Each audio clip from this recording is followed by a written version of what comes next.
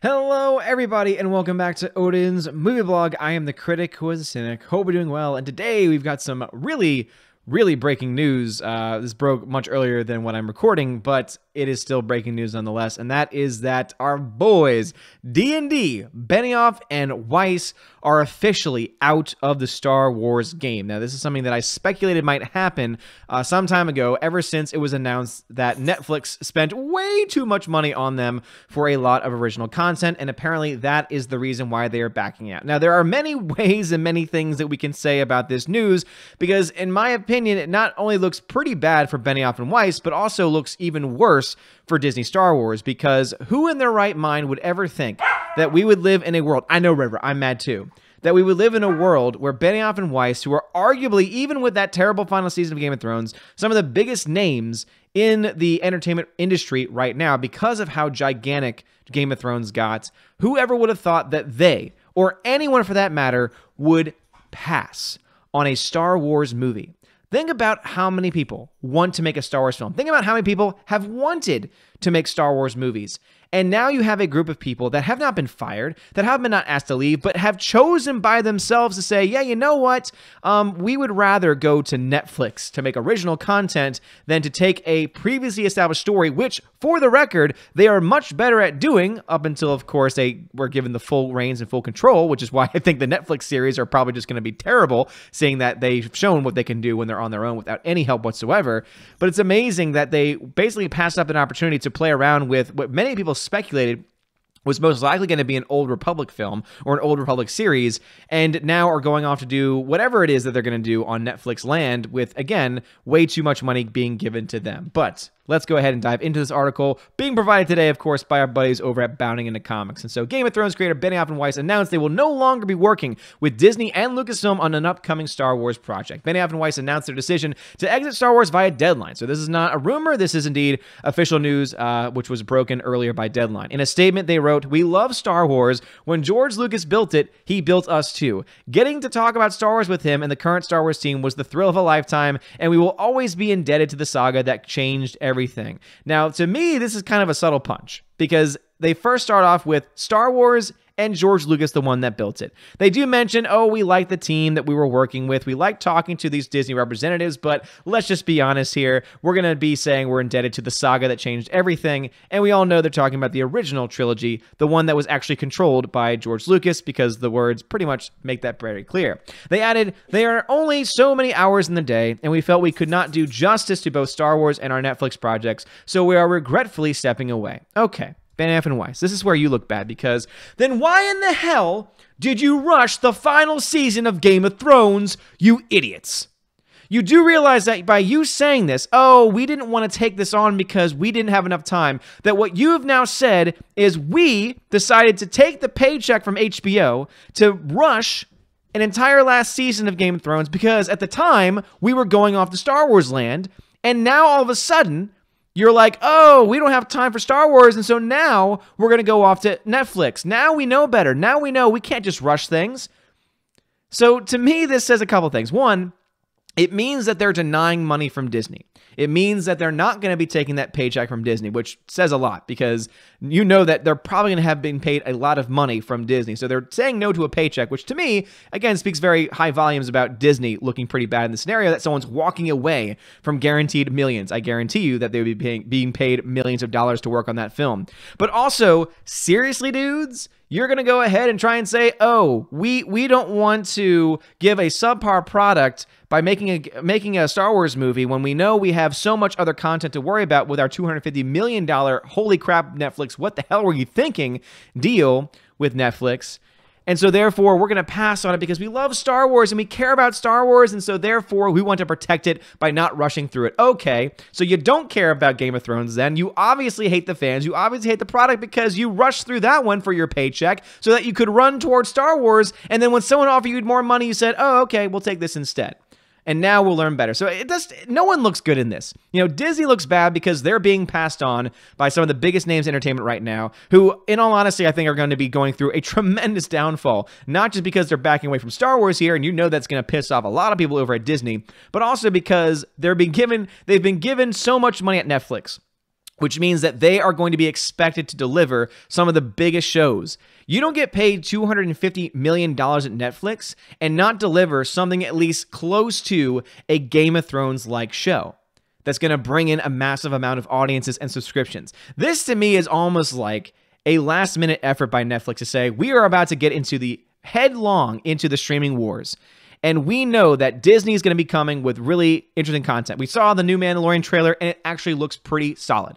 I still have my hesitations because obviously it's still Disney. It's still Disney-run Lucasfilm behind it at the end of the day. However, knowing that it seems Jon Favreau, Dave Filoni, other minds like that are behind shows like Mandalorian and Clone Wars seem to be given a little bit more leeway and are not really directly under Kathleen Kennedy. At least that's how it seems. That's how it came across, at least Star Wars Celebration, with Kathleen Kennedy being very limited in her role when talking specifically about the Star Wars series versus, of course, the Star Wars movies.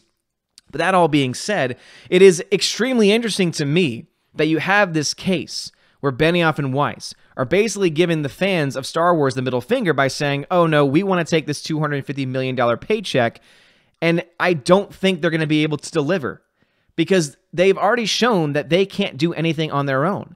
Now, you can argue saying, oh, that they were rushed, and that's the reason why it was terrible.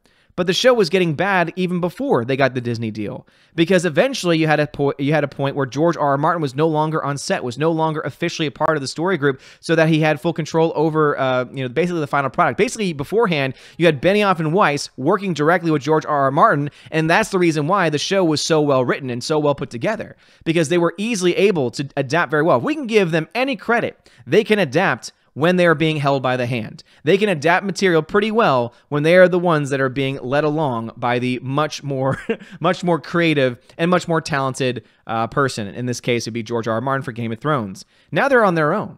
So in a lot of ways, it's a good decision by them, because they probably would have gotten their Star Wars movie out before many of their Netflix series or Netflix movies would be coming out, because I don't even think they've started on any of those at this point in time. So likely we're going to be a couple years away from that, when Star Wars was already pegged to come out around 2021 or so, 2021, 2022. And so that would be a little bit closer to it. So maybe it was to save their own face and spend all this time focusing on trying to make something good, them realizing, yeah, we screwed up Game of Thrones. We need to spend all of our time and all of our energy on this. Otherwise, it's just going to be really bad, which honestly, based on what we've seen from Game of Thrones, I just don't expect a whole lot from them from Netflix.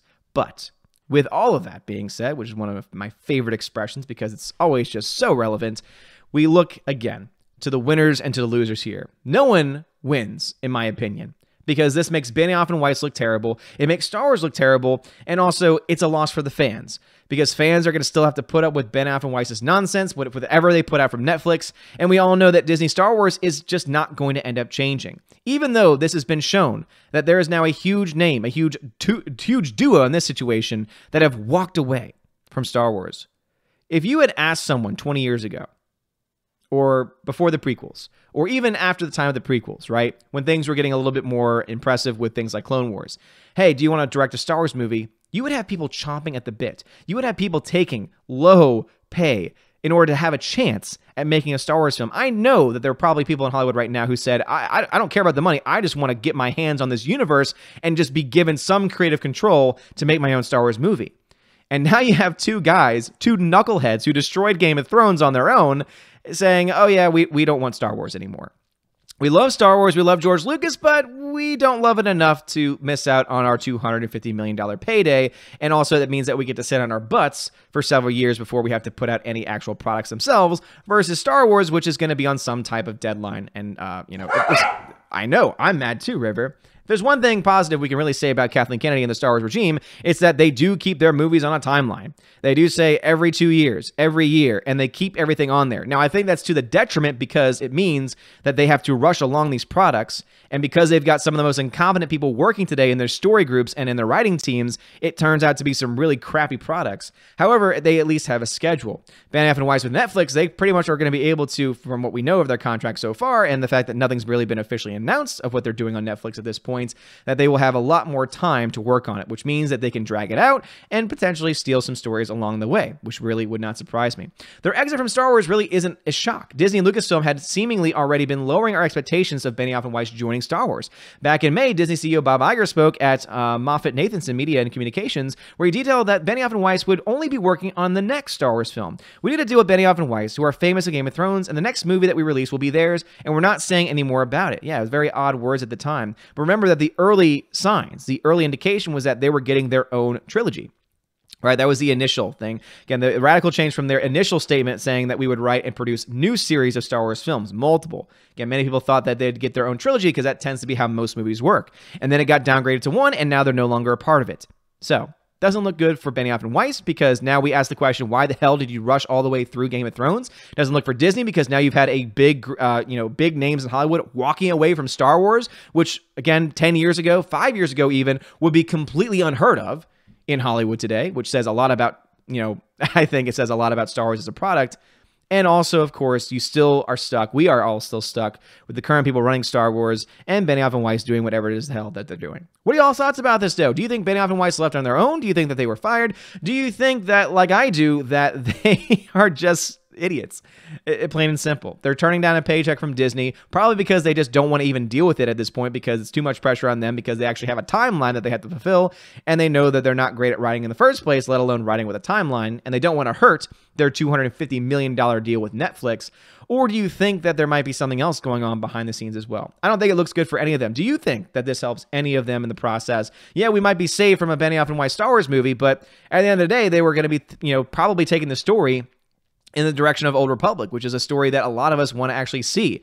Who they get for the future, what director they get for the next series of Star Wars films, I don't know. Does this mean Rian Johnson's back on the table? Does now Rian Johnson say, I was still working on my trilogy. Oh, opening. Oh, we can get Rian for much cheaper, so let's bring him in. Think about that for a second, right?